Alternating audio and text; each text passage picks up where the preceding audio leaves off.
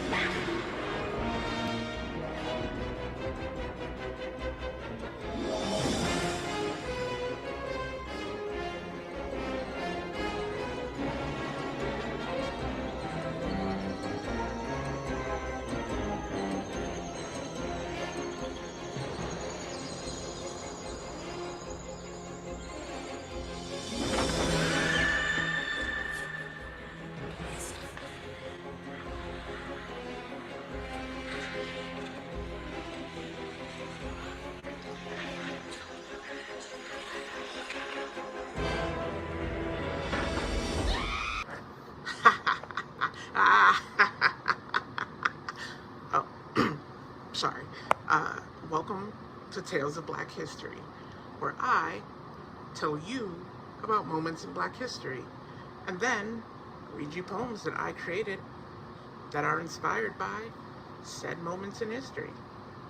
Hope you enjoy.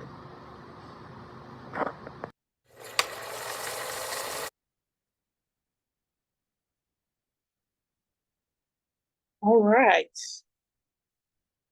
I hope that you all got that reference and that you've seen Tales from the Crypt before. If not, you're probably too young to be in this Zoom, right? Um, but like I said, I'm going to talk about different moments in Black history, phrases, things that happen, and such. And then I'm going to share a poem that is either inspired by that or related in some way. The poem itself may not be exactly about the topic, but this is my show and I can do what I want. Um, I went out and chopped some logs for you guys so that I could create a beautiful ambiance. It took me a lot of work, so please appreciate it. Um, yes. So I got my handy deck of cards here with different things on it, and I'm going to shuffle from it. It's not in any specific order. I didn't put it in the order of my set. Why would I do that? Believe me. So up first, we are going to go over drapetomania. And you may say, Shocky, I don't think that's how that's pronounced. In fact, I'm going to Google it. And I'm going to tell you, I was born in 87. Therefore, I'm older than Google. So fuck him. All right. So drapetomania in the 1800s, Dr. Samuel Cartwright invented this term from a derivative of the words for runaway and madness. He believed that the imbalance of humors in Black persons' bodies caused enslaved people to want to run away from plantations and their master. And this sickness had a cure, of course, whippings and harder slave labor. The reason for the sickness were slave owners who treated enslaved people as equals and led them to believe they were such. Um, this caused them to run away and attempt to find better. And this is the catalyst for my poem about my father, titled as such. Genetics has a funny way of deciding who you were meant to be. Somehow, I ended up with my father's sickness and my mother's face. Running was the first disease he knew. My father, he ran so much you would think he gave birth to a marathon, running into closets and bathhouses. His blood ran cold when the streets were hot, and I am just like him. The way I chase a memory, the way I run away from problems, I run the way my grandfather's grandfather probably ran, barefoot, beaten, each of us running on different timelines from a place we refuse to call our home, each of us field hands, building foundations just to watch them crumble. We be rolling stones in dirty riverbeds, running against the current. My mother, she comes from a different bloodline, but she still had sprint in her bones. If she weren't careful, my sister would have been a shin splint. We, a race of races black as the midnight sky, been running since our toes touched earth. They called it a sickness, a genetic disposition to run away from anything trying to hold you down. But we have always called it survival, unable to find a cure. I've heard freedom tastes a lot like antidote, but comes at too high a price. Back to our cards. What's up next?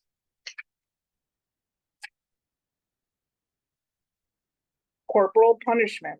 And I want you guys to know that this set is based on my upcoming book, Project Black, which will have the same type of setup. The page is going to have some Black history facts and then the poem set go along with it. So that's why this set has been set up the way it is. That's going to be coming out next month. I hope that you support and buy the book. So corporal punishment in the United States, Black parents tend to be higher, they have higher rates of approval for corporal punishment, such as like beating children or whipping children in comparison to other racial groups. They find it a common and effective child discipline strategy. And I get it. Sometimes I'm like, them kids need their ass beat. But that ideology is not inherent African thing. Actually, in West Africa, they didn't whip children. They think that children are spirits coming back to earth, and they try to welcome them rather than they believe that whipping them would keep the good spirits away. So that commonality actually came from here in America, where enslaved mothers were forced to beat children to get them behave for their masters. After emancipation, the Black church actually adopted this belief to instill obedience in Black children so they would not be at the whim of others like policemen and other society members. This idea of whipping children to prepare Black children is still passed down in our community. If you know me, you know that I myself in foster care was a victim of this to an extreme extent, to the point that it is considered child abuse. So here is a poem about that. When you are raised in the church, you will hear, if you spare the rod, you will spoil the child. My foster mother said, go outside and pick a switch. My cousin said, don't get it too thin. Whatever you do, don't get it too thick. Do you know how it feels to Goldilocks your pain, bargaining with branches? I was not a bad child, just a battered one, given too much to cry for. When the switch was not enough, I would kneel on rice, hands stretched out like crucifixion, balancing Bibles and behavior. And the church said, spare the rod, spoil the child. And I would not be spoiled. I will be fresh meat ripe for the slaughter. In the Bible, children are always good for the sacrifice. Except here, there is no burning bush. I have plucked it clean of its serrated switches. The fire is only in their eyes. The only difference between a bad child and a bad slave is the beating is not public. There's no one else to scare but the child. Everything that happens in this house stays here, even the prayers.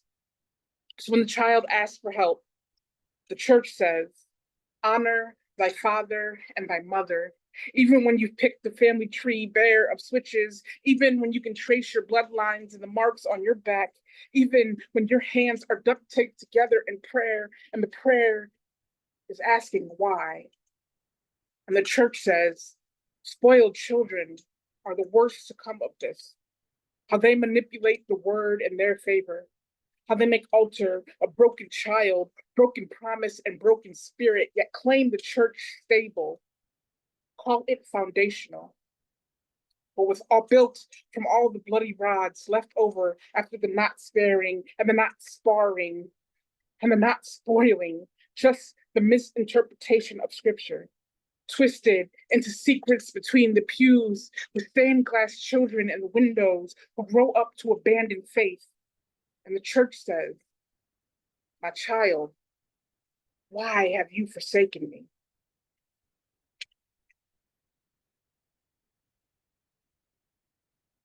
This is a fun one. Dance. And it's funny, one of my friends is in the crowd. This poem was written after speaking with her. So what's going on? Oh, sorry, I thought that was just me. I messed myself up. My bad, y'all. My bad, y'all. My bad, y'all. Okay. So dance. Um, this segment is basically just a reminder that racism is embedded in just about everything we do. And I find lately when I perform places, some people say, why do you make everything about race? And so this is just a reminder that some of the little things in America that don't even matter are based in racism. So everyone gather around, nod your head, bow, circle left, and then right, grab your partner, do-si-do, and I don't know. You see, the point is to have fun. I mean, the point is to learn how to dance. I mean, the point is to stop dancing that nigger jig. Get that Charleston out your bones, that jazz out your ears. See, these white kids are classier than that. You got to point them in the right direction. My best friend asked, but they spent more time teaching her to square dance than to do her taxes. She's surprised when I tell her, if you dig deep enough, American roots always lead to racism. Must be all that blood on them leaves. See, Henry Ford, when he wasn't building up cars, was into breaking down blacks and Jews. He believed they were working together to use jazz to sway white children into a life of debauchery. Because if you listen to jazz, you will become an alcoholic. Or definitely sell your soul to the devil to become a guitarist. So the devil went down to Georgia, or probably more accurately, DC, and lobbied for square dancing to be part of schools' curriculums. You know, because sidestepping racism has always been this country's most popular dance. When everywhere you stand is a grave, dancing on top of it has to have some coordination. It's no surprise. I never learned how to square dance, but they did try to teach me how to shuck and jive. Funny, it still begins with a nod and a bow. Told, I better stay in line. Watch my step. 2 left feet will leave you with no feet left. As Kunta, defeated. The way they always want us to feel, it is their own dance with destiny. So grab your partner. Do-si-do. It's 400 years. So many more to go. Let's see what's next in the cards here.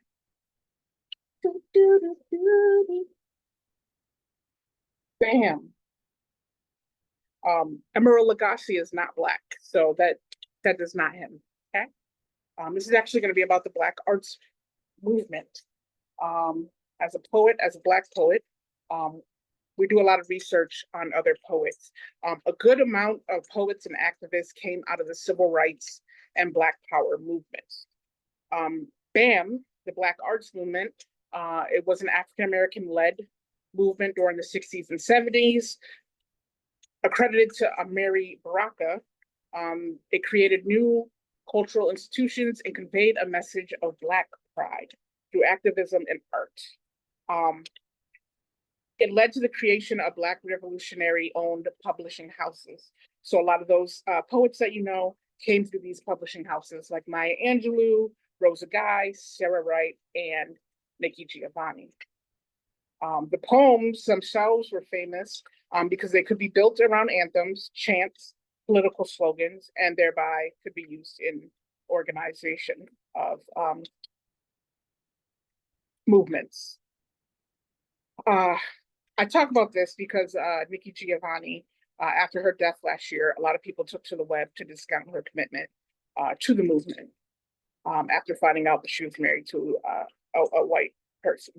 And as a result, I wrote the following.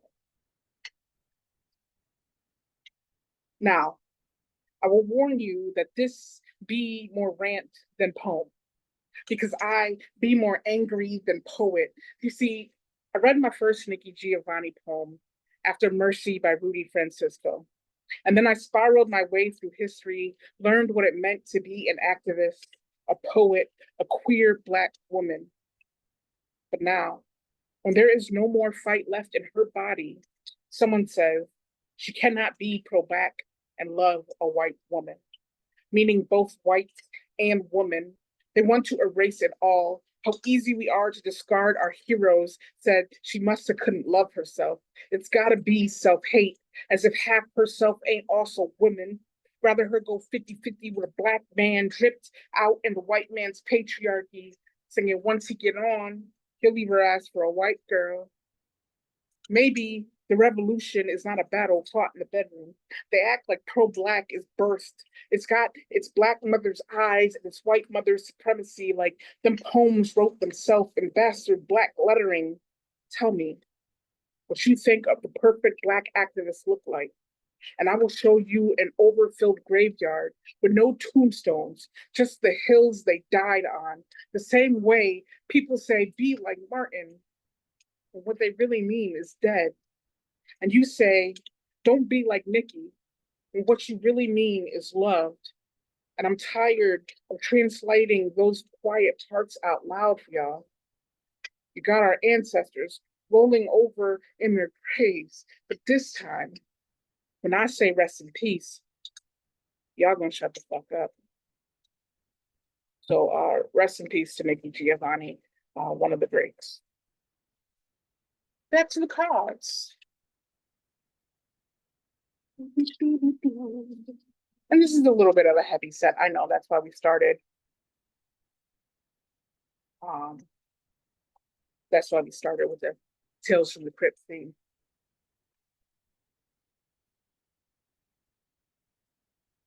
The one we hate so much, police brutality.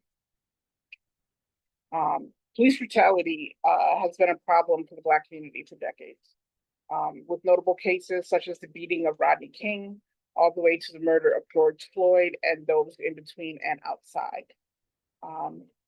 A lot of them have been catalysts for periods of protest and activism. While police brutality is a national problem, as it affects all Americans, it is disproportionately affects Black and Hispanics. So as you know, around 2021 and 2020, we had a lot of marches and riots, things of that nature. So I do have a few pieces born for this theory. This first one is actually on Button Poetry, as it won the video contest. I don't remember which year, but you can also see that. As kids, we joke about giving free tickets to the gun show whenever we raise our arms. But now, my brother's body is a fully stocked armory. You can hear the boom of cannons in his voice, a grand finale of fireworks in his laughter. His heart, trigger happy, chest, an arsenal of pride. So when he leaves the house, I'm afraid anyone will mistake his melanin for gunpowder. Any gesture seen as reaching for a gun, his eyes turn gunmetal black when scared. It is hard to conceal his pain. I've seen the way America looks at him. Like a wet dream, call him fetish and pray. My brother is a moving target, a walking excuse, a closed casket ready for weight. And I wish I could paint my brother any other color than chalk outline or mural, camouflage him into this world. Wish I could put a safety on his back instead of a bullseye. Remind you, he is someone's father, uncle, son, brother, instead of another bastard. Because after all the things my brother can be, America will always be the gun, hatred, bullet that eviscerates my brother's temple and turns his favorite streets into memorial and shrine. Exchange his bright future for candlelight vigils. Maybe someday, America will sit silent in its holster, will not see my brothers as a weapon, say they feared for their lives. Ain't that ironic? The way I fear for mine.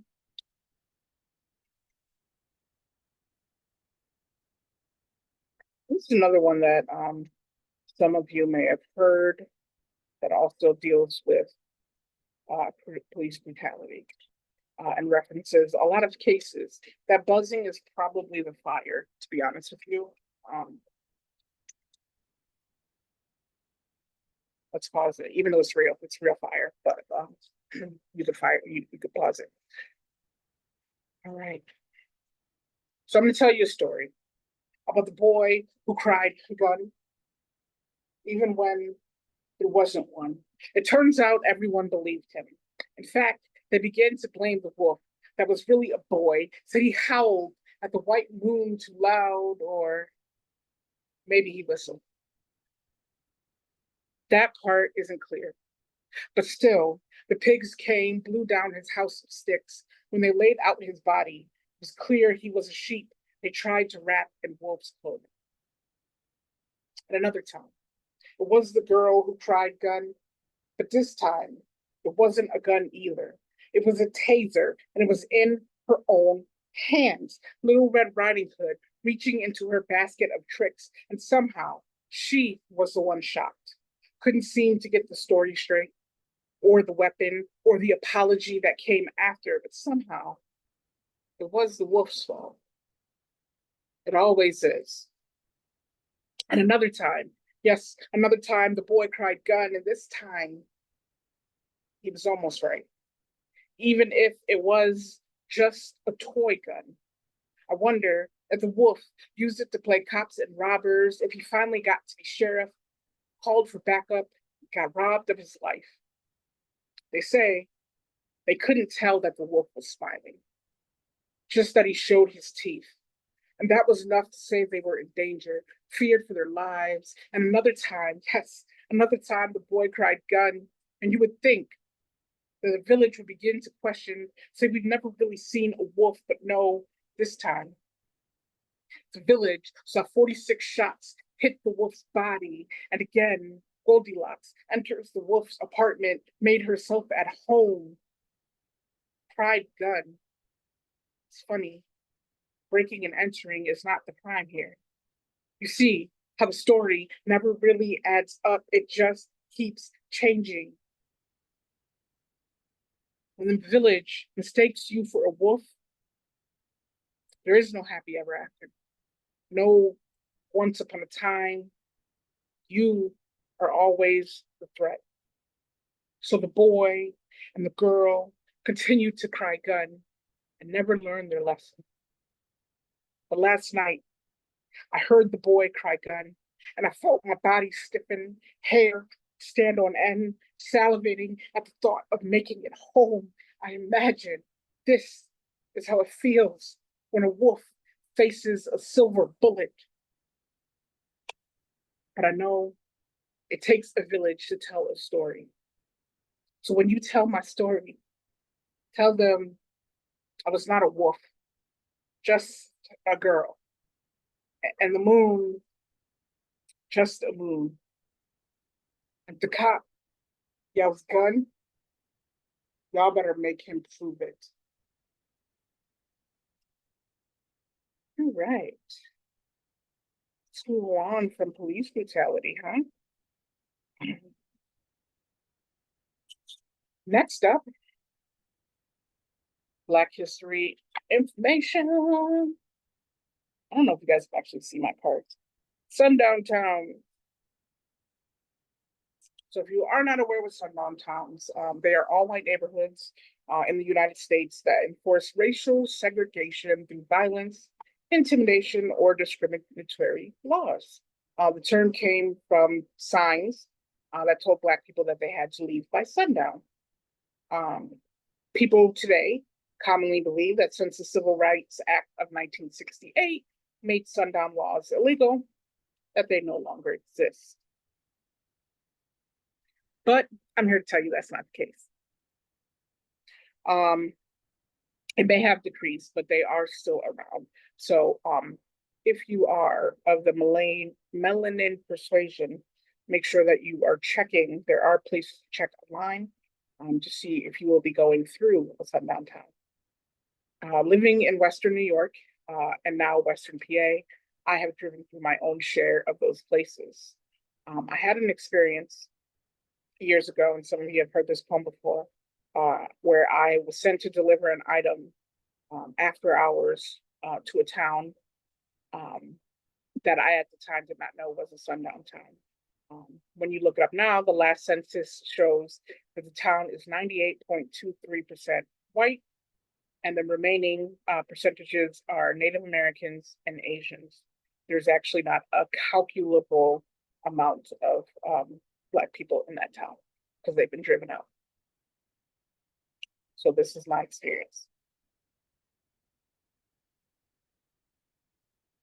I had always thought the first time I stared down the barrel of a gun, I would be on both sides. I guess I thought I'd hate myself long before anyone else had the chance to. I forgot I wore this X on my chest for those who scream 88 while carrying a 12 gauge. All I wanted was directions.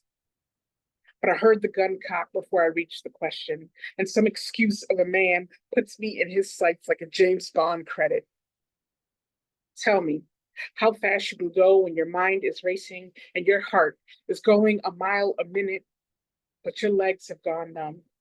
Just two concrete bricks destined to be a foundation. I wish I had the bravado of Emmett, the will to run of Harriet. Damn it, my body decided to summon Rosa and not move, at least until I felt the tension of the trigger pull cut through the night sky like hot metal. I will not die here.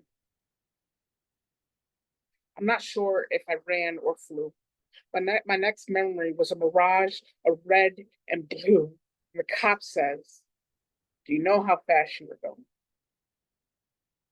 I thought, not fast enough to outrun history, but me, blessed to be tongue-tied and not necktied, replied, "Officer, I just want to make it home."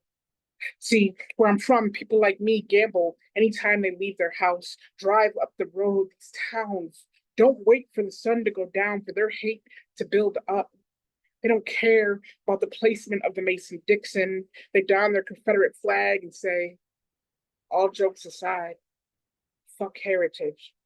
They just hate my kind. And I have no reason for it. And to think, I thought I would be on both ends of the gun, that I would ever learn to hate myself that much.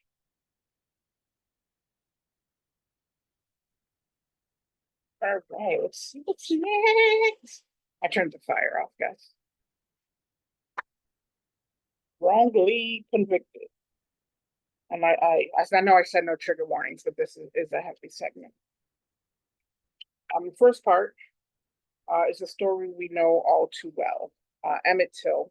He was a 14-year-old Black boy on vacation who was accused of accosting Carolyn Bryant, a white woman. There were different accounts. Either he whistled at her or brushed against her, whatever the case may be.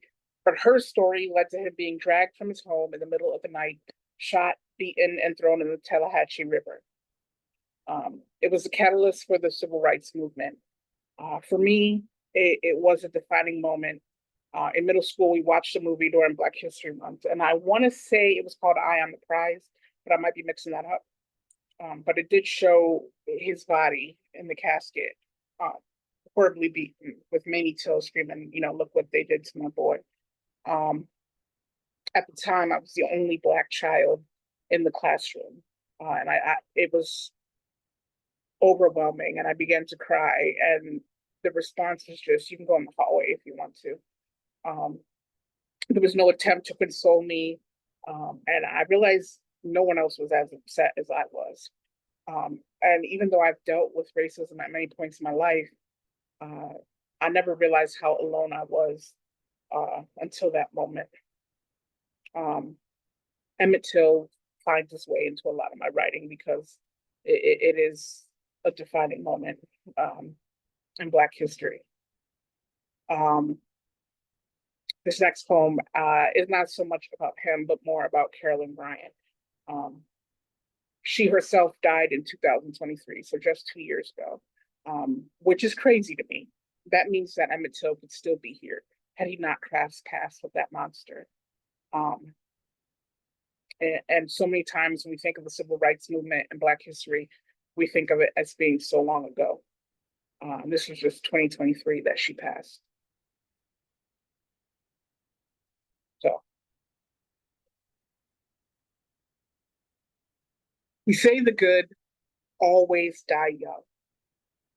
And Carolyn Bryant lived to see yesterday, so maybe there is some truth to it. I wonder if other Black boys twisted their lips into metal fans and anchors. How she became a modern day Medusa, whistling Dixie, but never truth, never apology. Hope she never rests in peace, but I celebrate her death. And does that make me a monster too? I hope her grave unmarked or body sinking into the Tallahatchie bloated full of her undoing. They say she didn't pull the trigger, as if she was not the bullet in the chamber, the nail in the coffin, the big bang to this fucked up reality where she set eyes on a beautiful boy. And I saw a beaten body, barely, begging, bury that bitch beneath the jail and watch an acquittal mature instead, die of old age. I guess the young die a brutal death, and the worst of us die peacefully in our beds with family at their side and lies hidden under their tongue. There's very few people in this world that I hate or like would celebrate their death, but she was definitely one of them. I'm not a bad person, I promise. um, Another wrongfully convicted person that really got to me, and I wrote about was the story of George Junius Stinney Jr. If you don't know, he was a 14-year-old, also 14-year-old African American boy um, who was wrongfully convicted for the murders of two young girls back in March of 1944 in South Carolina. He was tried, convicted, and sentenced to death all in a single day. And then he was executed a month later by electric chair. So he was the youngest American, not just Black, the youngest American confirmed to be both sentenced to death and executed. So in 2014, he was actually posthumously, his conviction was vacated. So again, 2014, they found that he was innocent and vacated his conviction, but he was already dead, obviously. But it's crazy to me. So after reading the details of what happened to him, I wrote this. When they sat him in the electric chair, his body did not fit. The cap fell to the side like a crown on a small prince's head. But this throne was not one meant for kings. A throne of lies, feet barely able to touch the ground, placed his body on a Bible as if it were an oath. The way they always use God to make things fit. Somehow, they found a way to transfer the shock to his body, to take away the life of a Black boy, but cannot find how to bring a child back after the truth has been revealed. Say, maybe he shouldn't have confessed. signed on the dotted line with a lynch mob at the door, sat in a courthouse with a jury that resembled his captors instead of his peers, convinced themselves he was bigger than his body, big enough for this moment. And as his tears raced his blood to the floor, creating rivers of forget, I wonder, do they ever question their own actions? Or were they too focused on electrifying their hatred? A fireworks display, their eyes light up, but the darkness is here to stay. All right. We're getting low on my list. Up next is white nationalism. Ooh, I can't write. That's some bad penmanship there. I apologize. I'm just gonna lie and say that Stacy wrote these for me. All right. So white nationalism, as you may have seen, is on the rise with the current administration. And it has been pouring back into urban areas. Shortly after the election, different Nazi groups have been seen marching through different areas. And recently they were marching through downtown Pittsburgh, where I live, Pittsburgh, and occupying the Liberty Bridge. In Ohio, you may have seen that they also took over a bridge there, but it was the local Black community that forced them to retreat. And I can't say more that it is very necessary for us to protect ourselves and our communities. Okay? And here's the piece I wrote as a result of that. They are marching to the streets again, a lynch mob searching for a body, eye, and an ornament without its string, awaiting a tree. They will sing Silent Night at my feet, but secretly wish for a crystal knot. Or I am Anne Frank, reincarnated, scribbling away, hoping my next book does not end abruptly. Or I am the shopkeep, hiding her in my attic, criminal, insane. I've never been alt-right in the brain. See, her and MLK, born in the same year, proof that the good always die young. So let me be just a little bad. Live long enough to tell a story, tell of the history repeated, maybe even tell a joke. How modern day Nazis are not styled by Hugo Boss, but rather drive their swastika cars down to the local Walmart. The irony of them searching and Jordans and Yeezys. Okay, maybe not that ironic. But once in a museum, I saw a pair of shoes, a lampshade, a chair made of black skin and black hair. So this is not that different.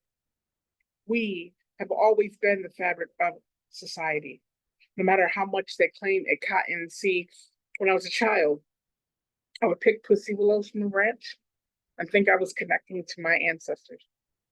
But now I think of them connecting to theirs, colonizers and conquistadores, or maybe Willie Lynch, whose writing is more famous than mine. So more people know how to make a slave and to stop Nazi. I'm trying to teach you how to sharpen your pen's guillotine sharp and call for a revolution. But we haven't. So they're marching through the streets again. Left, left, left, right. Please. So there's no rights left. All right. Seeing how we are on time. One moment.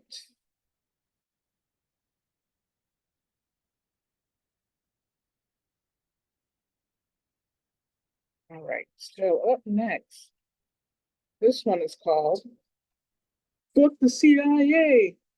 CIA. Hey, fuck. Okay. It's really weird that it's quiet because I just do dumb shit. Thank you. So I say fuck the CIA. This section is on um, the CIA placing crack in the 80s into Black communities. So it focuses on that and addiction. As I write about it a lot because my mother, I was born in the 80s. That's right, I'm an 80s baby. But my mother was a victim of the crack epidemic. And it also shaped a lot of my life from putting me into foster care and, my mother being in and out of jail. So I find this way into a lot of my writing. In the book, there will be more information in regards to the CIA and everything that happened with the Nicaraguan Civil War and how crack became more criminalized than cocaine, even though they are essentially the same drug. Uh, but out of time restraints, I'm just going to switch to the poems. So one about the crack epidemic and then one about addiction. They pushed crack in the 80s and out came me. But don't call me a crack baby. Don't call me a product of my environment or the rose that grew from concrete. It's just another thing to come from the crack. See, my mother was more than just my rock. Until the crack made her a shaky foundation, I am a house that crumbles at wartime. And I have been at war since my mother became a casualty, a body wrapped in a memory instead of a flag. How they folded pieces of my childhood into a box and asked me to think outside it, like that space was not a battlefield. It is hard not to write about war when your pen is a pin of a grenade thrown back. How can I'm sorry, when you and all these babies were born in the trenches, how can I wrap myself in a white flag when all I've known is trench coat? When my existence feels like God's suicide note, and when my first prayer was asking where he was and never got an answer. Don't he know he can't kill himself? They will just recreate him in their image, chop it, bag it, and push it into the streets, and out will come me. Vicious cycle. So, when you are raised around addiction, unfortunately, it trickles down sometimes. Um, and so has to do with that. It used to be I could make a church out of a whiskey bottle, each night praying to a porcelain god, prayers unanswered. I fell in love with spirits, which is to say, I caught the holiest of both. My father, who art in heaven, or probably never made it, handed down his addiction like stone tablets, standing on the mountain of my adolescence, sobriety, slithering its way through my garden of inebriation, selling me coping skills, as if it were the knowledge of good and evil. Convince me that if I surround myself with angels, then this must be heaven. Never mind that they are all fallen or close to it, stumbling our ways through the pews of this church. See, language is a funny thing. To a Christian, I've never been baptized. Therefore, I've never been saved. But I have been drunk on holy water. I drank communion wine until I was covered in blood, woke up next to Mercy dressed as Mary Magdalene, and ain't that the same? See, I held up my wedding in a graveyard, liver screaming until death do us part. It sounds more like threat than vow. My friends say, I probably lost God. The church meets on Thirsty Thursdays. See, they've mistaken beer pong for Bible study, slurred speech for sermon, the lines and their suicidal risks for stigmata. They ask me, how can you be an atheist when you know God exists? I tell them, I can't pray to a God that prefers me on my knees That these hangovers don't feel like awakening, and no matter how much Red Bull I pour into the vodka, it will never give me my wings. So I've been trying to turn this body back temple from a dive bar because I'm tired of making churches of glass bottles as strong as my face. And yeah, I found God in all the places he wasn't supposed to be and lost myself. So now I'm just trying to create a space for the both of us. And I stumbled upon a stage and made the stage a church and let the church say, Amen.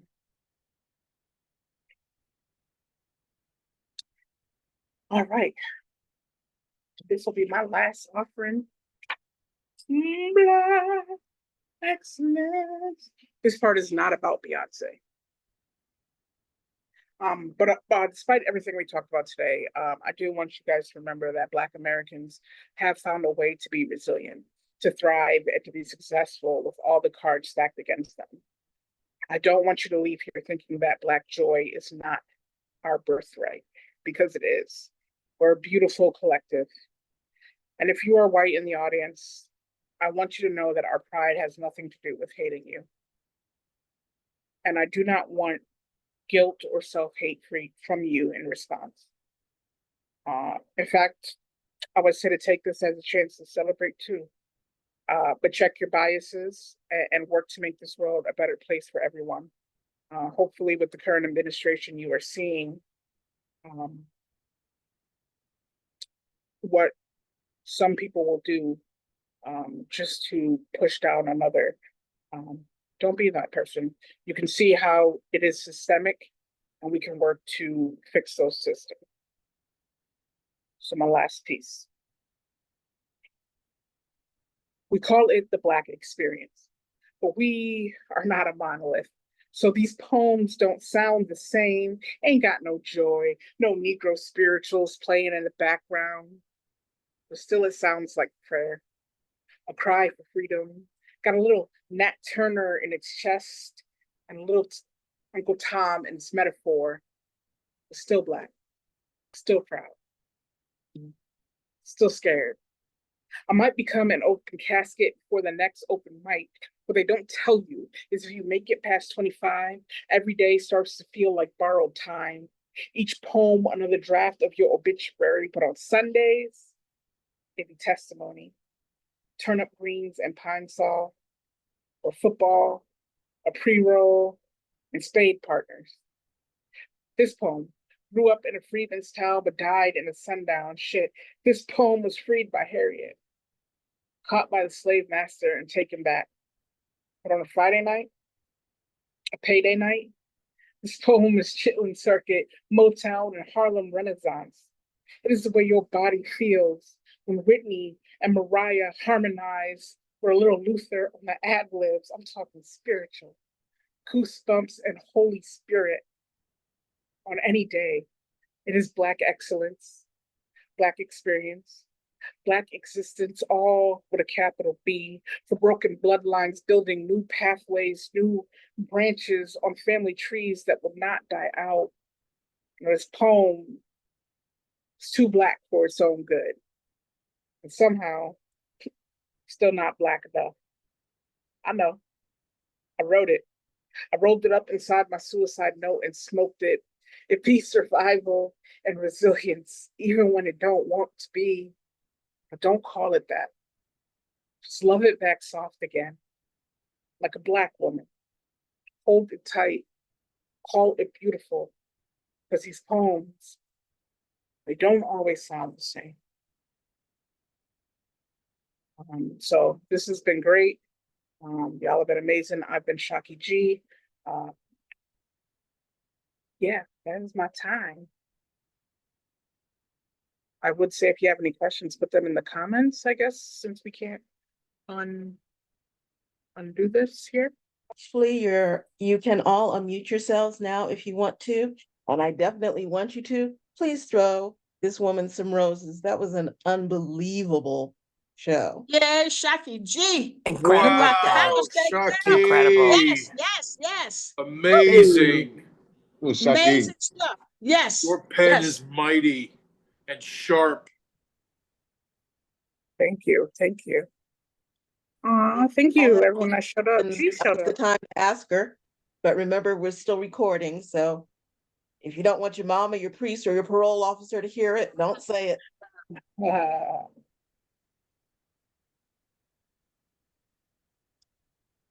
How does that feel doing that project and doing this, actually having finished the whole 60 minutes? How does that feel for you as an artist? Ooh, 60 minutes is a lot. Um, so probably won't ever do that again, unless there's a big paycheck. But I think that this project is important. I stayed kind of on the fringe for this show, but I think the book is going to go more in depth with essays and things like that because, like I said in the beginning, I, our history is being erased. And even though I'm not a historian, I want to preserve some of it, even if it is just for me to write some poems um, and bring people's attention to it. Um, so I'm really excited about it, and I hope that people support the project when it comes out. Shockie, I just wanted to say that it was a wonderful introduction to the body of work that you're about to give to the world. It was wonderful. You should be very proud of it. It was wonderful. Thank you. I hope you guys are also fans of Tales of the Crypt like I am.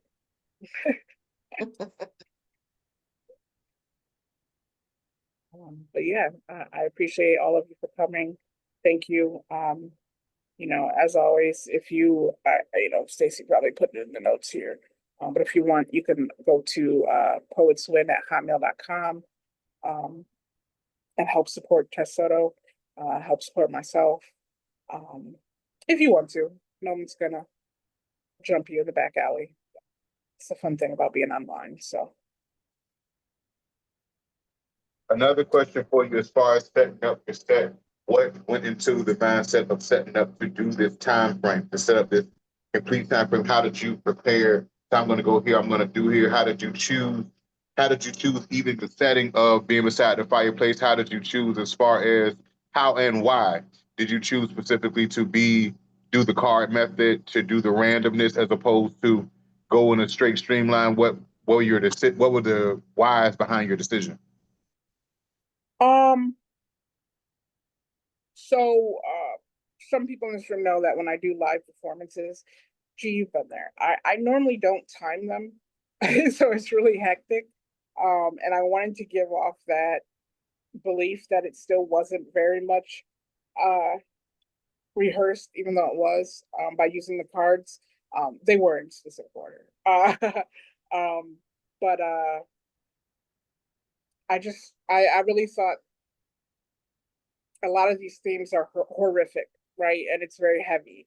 But I think that's why I thought of the Tales of the Crypt theme, uh, because it made the vibe or the energy to match it,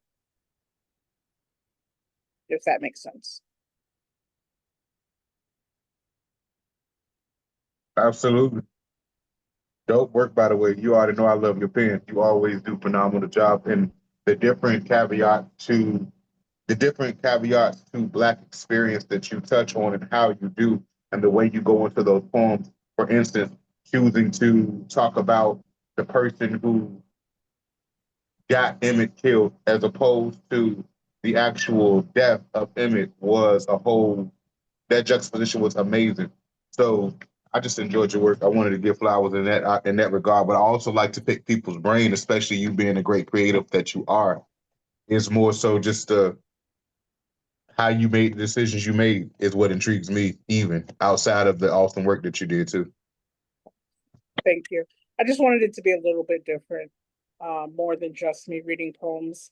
Um, but I'm not really a performer, so I just wanted to try something different. You are 100% a performer and one of the best that I have seen in my over 40-year career. So you can quit that deprecatory talk right now. And I have to say, this has been one of the most enjoyable creative uses of this Tesoro platform that we've had so far. We are seriously blessed with this presentation. Thank you. I'm seriously blessed to be a part of Test Auto and to be able to bring my work to this platform. So I appreciate that. Thank you, Stacey. Don't forget to pitch your Patreon. Oh yes, I do. I don't know who said that, but yes, I do have a Patreon. It's only $5 a month. There's a $3 option as well. People are signing up for free. I don't know how they're doing that, but I guess you can get that for free too. It allows you to do 2 workshops a month with me. You also get prompts each week. Since next month is going to be National Poetry Month, you will get a prompt per day, so that you have 30. You could do the 30 for 30 if you want to. Yeah.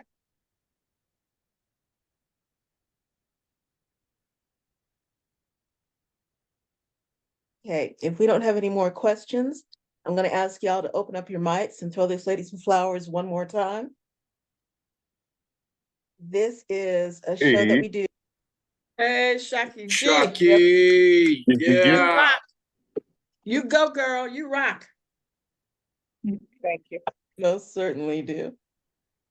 So if you want to see more of this, you will be seeing more of this. We do this once a month. You can go onto www.firesingers.com to find out what's going on, what's coming on, and to find out what sort of programs that we have looming in the future. Shockie, again, thank you so much. Wherever it is y'all are, because I'm through messing with time zones, just wherever it is you are in the world, whatever season you are in right now, just take it easy, take it light. Please be careful because we're poets and things are getting interesting. And we will, good Lord willing, and the creek don't rise, see you around the way. Bye-bye for tonight.